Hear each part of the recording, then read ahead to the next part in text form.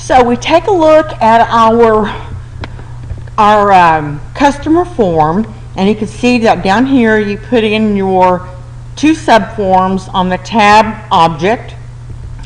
And now we've got two buttons that you need to include. If you don't remember, go to Design and then select Button and drag and drop the button here. Now if we look at the properties of this button, we can see that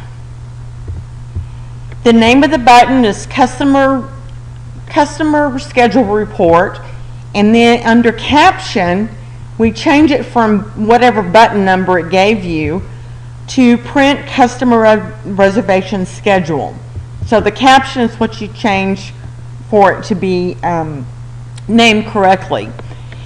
Now, what we want out of this is to print the customer reservation schedule for this one customer. Now, if you go to your query, the query customer schedule report, let me find it right quick, or whatever you named it. Here it is. You can see if we run that query, we get all the customers. So if we take a look at your query, and you need to have named this query, whatever, you can name your query whatever you want, but you need to keep track of that. We see that we pulled from Table Customer, Table Reservations, and Table Tour, and then that we had the data with the tour name, the tour ID, the tour time, the reservation date, and then we have the customer ID. So that's the query on which you built your report. And if we go to our report and we run it just straight, query customer report, we're going to get all of the scheduled tours. But that's not what we want from this Forms button. What we want is the customer reservation schedule for this one customer. In order to do that, we've got to build a macro. Now don't be scared, this is very easy. The main thing you need the name of your customer schedule report. You need the query name of the customer schedule report query. And that's all that you need to do this. So, we're going to look at something called events. Events are things that we want that happen when we do something to the button. So when we click it, we want something to happen. We want this report to run. So click on the ellipse and tell it that we're going to build a macro. First thing you see is a box.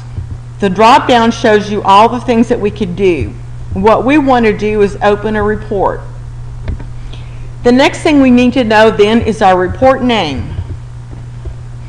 So that's the name of the report, Query Customer Schedule. We want Print Preview, and the filter is your query name. So the query,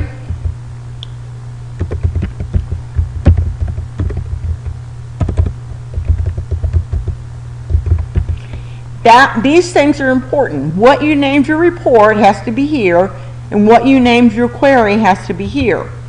Now this is the difference. Where the condition is, we want the customer ID off of the customer form. So we're going to select open parentheses, customer ID, open bracket, equal to the form customer, and the customer ID. If you'll notice that all filled in for you with the right syntax. So it's open bracket, customer ID, close bracket, equal forms, exclamation point, open bracket, form customer, and that'll be the name of your form, close bracket, exclamation point, and customer ID. And the window mode will be normal.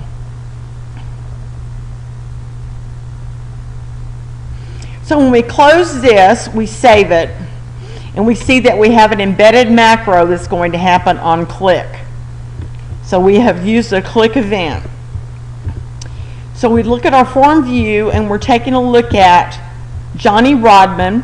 We have his reservations and his payments. and we want to print his reservation schedule. So now our on-click event will happen, and we get Johnny Rodman only scheduled tours. Now you're going to do the same thing for the print payment receipt. What you need is your query, the name of the report, the name of your query, and again we're going to have for customer ID equal forms form customer equals customer ID. And you've built your first macro.